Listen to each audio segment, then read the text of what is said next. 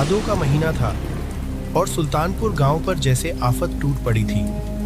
3 दिन से लगातार बारिश, गलियां तालाब बन चुकी थीं और गिरे हुए बिजली के खंभों ने पूरे गांव को अंधेरे में डुबो दिया था। पूरे बाजार में बस एक ही जगह रोशनी थी, किशन मेडिकल स्टोर। लालटेन की मध्यम लौ में बैठा था किशन, एक नेकदिल दुकानदार जो जरूरतमंदों को उधार दवा देने से कभी पीछे नहीं हटता था। उसके साथ था उसका बचपन का दोस्त और सहायक रघु। अरे बस कर भाई किशन, अब दुकान बंद कर दे। रात के 11 बज रहे हैं और यह बारिश देख रहा है, ऐसा लग रहा है जैसे आज प्रलय आएगी। नदी का पानी पुल के ऊपर से बह रहा होगा। अगर हम अभी नहीं निकले तो घर जाना मुश्किल हो जाएगा। हाँ रघु, बस ये दवाइयों का स्टॉक मिला रहा था। आज दीनू काका की दवा मंगवानी थी, लेकिन शहर से गाड़ी ही नहीं आई। बेचारे काका दर्द में होंगे। तुझे पूरी दुनिया की पड़ी रहती है। अपनी सोच, तेरी बीवी घर पर अकेली राह देख रही होगी। चल। लालटेन उठा और ताला लगा।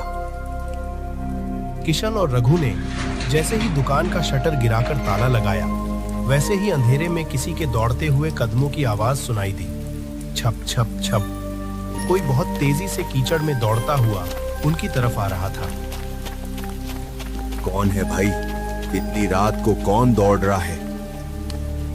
बाबूजी, बाबूजी दुकान मत बंद करो। मेरे बच्चे को बचा लो बाबूजी, वो मर जाएगा।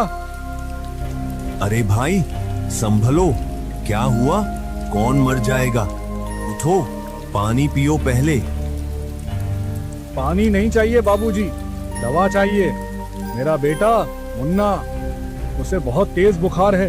उसका शरीर आग की तरह तप रहा है, वो सांस नहीं ले पा रहा। अगर उसे अभी दवा नहीं मिली तो मैं लुट जाऊंगा बाबूजी, मेरा वंश खत्म हो जाएगा। अरे काका, इतनी रात को, और तुम हो कौन? मैंने तुम्हें पहले कभी इस गांव में नहीं देखा। और सरकारी अस्पताल क्यों नहीं ले गए? अस्पताल बहुत दूर है भैया, और बीच में नदी उफान पर है, कोई रास्ता नहीं बचा। वैद्य जी ने कहा था कि सिर्फ शहर वाली नीली शीशी दवा ही उसे बचा सकती है। लोगों ने कहा किशन बाबू की दुकान पर सब मिलता है। बाबूजी, मेरे पास ज्यादा पैसे नहीं हैं, लेकिन मैं आपकी जिंदगी भर गुलामी करूंगा। बस एक शीशी दे दो। किशन ने उस आदमी की आंखों में देखा। उसे वहां झूठ नहीं, बल्कि एक पिता की लाचारी दिखाई दी। किशन को अपना वो दिन याद आ गया जब पैसे न होने की वजह से उसके पिता का इलाज नहीं हो पाया था। रघु, ताला खोल। पागल हो गया है क्या किशन? इतनी रात को हम स्टॉक में से वो दवा कैसे ढूंढेंगे? और ये आदमी, मुझे ये ठीक नहीं लग रहा। देख, इसके पैरों में चप्पल तक नहीं है। ताला खोल रघु। अगर आज दवा के बिना इसका बच्चा मर गया तो मैं खुद को माफ नहीं कर पाऊंगा। नियम कायदे इंसान के लिए होते हैं, इंसानियत के लिए नहीं। रघु ने बेमन से ताला खोला। किशन अंदर गया और काफी देर ढूंढने के बाद उसे वो बुखार की खास दवा मिल गई। उसने साथ में एक सिरिंज और कुछ गोलियां भी बांध दी। ये लो काका, इसे अभी आधा पिला देना और बाकी सुबह। और ये कुछ गोलियां भी रख लो। भगवान तुम्हारा भला करे बाबूजी, तुम इंसान नहीं देवता हो। मेरे पास देने को पैसे नहीं है, बस ये है। उस आदमी ने अपनी कमर में बंधी पोटली से एक पुराना मिट्टी से सना हुआ सिक्का निकाला और किशन के हाथ पर रख दिया। सिक्का बहुत भारी और पुराना लग रहा था। अरे काका, रहने दो, जब बच्चा ठीक हो जाए तब पैसे दे जाना। अभी जाओ, देर मत करो। नहीं बाबूजी, कर्ज नहीं रखूंगा। मुन्ना ठीक हो जाएगा तो मैं दोबारा आऊंगा शुक्रिया कहने। बस एक बात याद रखना बाबूजी, वो पुरानी हवेली के पीछे जो बरगद है उसके नीचे मेरा घर है। अगर कभी उधर आना हो तो सेवा का मौका जरूर देना। पुरानी हवेली? अरे वहां तो कोई नहीं रहता, वहां तो जंगल है। लेकिन रघु की बात पूरी होने से पहले ही वो आदमी दवा की शीशी सीने से लगाकर अंधेरे में दौड़ पड़ा। बारिश की तेज बौछार में वो पलक झपकते ही ओझल हो गया। किशन, तू बहुत भोला है। वो आदमी पागल लग रहा था। पुरानी हवेली के पीछे तो शमशान है भाई, वहां कौन रहेगा? किशन ने उस पुराने सिक्के को अपनी जेब में रख लिया। उसे नहीं पता था कि आज रात उसने सिर्फ एक मरीज को दवा नहीं दी है, बल्कि उसने अनजाने में एक ऐसे दरवाजे पर दस्तक दे दी है जो सालों पहले बंद हो चुका था। वो सिक्का साधारण नहीं था और न ही वो आदमी साधारण था। सुबह की धूप खिली थी, लेकिन किशन की आंखों में नींद नहीं थी। वो अपनी दुकान के गल्ले पर बैठा उस मिट्टी से उसने सिक्के को बार बार पलटकर देख रहा था। उसने कपड़े से सिक्के को रगड़कर साफ किया तो उसकी आंखें फटी की फटी रह गईं। हे भगवान! रघु, ओ रघु, इधर आ जरा, जल्दी आ। क्या हुआ भाई? सुबह सुबह क्यों शोर मचा रहा है? अभी तो चाय भी नहीं पी। चाय छोड़ और यह देख, रात को वो आदमी जो सिक्का देकर गया था, यह कोई मामूली सिक्का नहीं है। यह महारानी विक्टोरिया के जमाने का चांदी का सिक्का है, सन 1920 का। आज के जमाने में इसकी कीमत हजारों में होगी। मजाक मत कर। जरूर वो आदमी कोई चोर उचक्का होगा, कहीं से चुराया होगा और अंधेरे में तुझे चिपका गया। मैंने कहा था ना, वो मुझे ठीक नहीं लग रहा था। नहीं रघु, उसकी आंखों में चोरी नहीं, मजबूरी थी।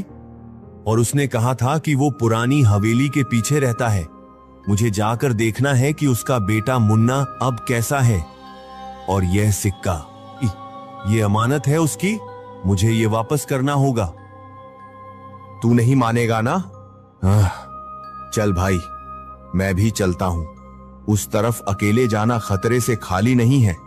वैसे भी सुना है कि उस पुरानी हवेली के पास अक्सर अजीब आवाजें आती हैं। किशन और रघु साइकिल उठाकर गांव के उस सुनसान हिस्से की तरफ चल पड़े। कीचड़ भरे रास्तों से होते हुए जब वे पुरानी हवेली के पास पहुंचे तो वहां का नजारा देखकर दोनों के कदम रुक गए। हवेली तो कब की खंडहर बन चुकी थी, छतें गिर चुकी थीं और दीवारों पर बड़े बड़े पेड़ उग आए थे। हम यहां क्यों आए हैं किशन? देख, यहां तो परिंदा भी नहीं है और यहां हवा में कैसी अजीब सी गंध है, जैसे मरे हुए फूलों की हो। उसने कहा था हवेली के पीछे वाले बरगद के पेड़ के नीचे। आओ देखते हैं। वे दोनों झाड़ियों को हटाते हुए हवेली के पीछे पहुंचे।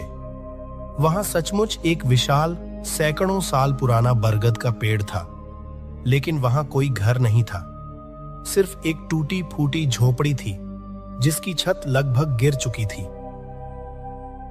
कोई है? काका, ओ काका। कोई जवाब नहीं आया। सुनिए, हम किशन मेडिकल स्टोर से आए हैं। मुन्ना कैसा है अब? अंदर से किसी के खांसने की आवाज आई। एक बहुत ही बूढ़ी औरत जिसकी कमर बिल्कुल झुकी हुई थी और बाल रुई जैसे सफेद थे, लाठी टेकते हुए बाहर निकली। उसकी आंखों में मोतियाबिंद था। वो ठीक से देख नहीं पा रही थी। कौन है? इस वीराने में कौन आया है? माँ जी, प्रणाम। मैं किशन हूँ। शहर में मेरी दवा की दुकान है। कल रात बहुत तेज बारिश में आपके पति मेरे पास आए थे। वो मुन्ना के लिए दवा ले गए थे। मैं बस यह पूछने आया हूं कि मुन्ना का बुखार अब कैसा है।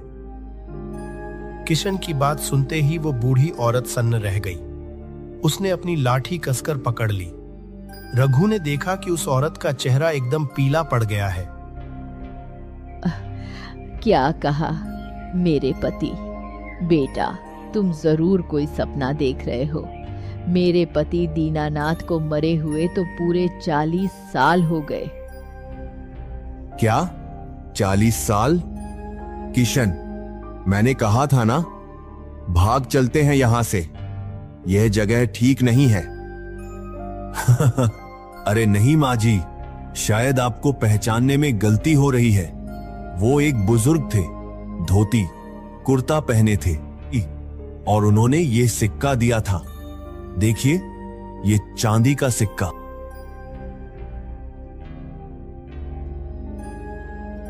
किशन ने वो सिक्का बूढ़ी औरत के हाथ में रखा।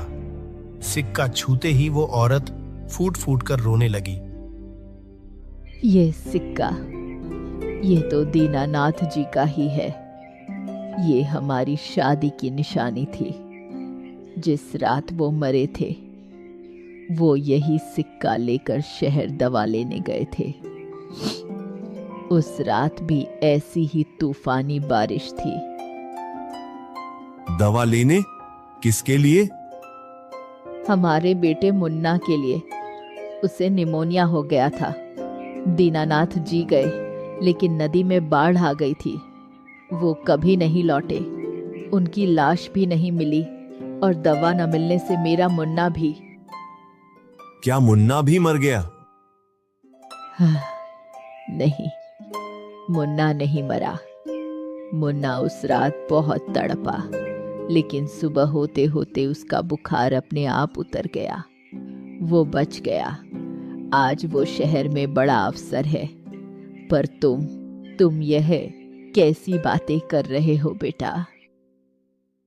माँ जी, अगर मुन्ना शहर में है तो अंदर कौन है?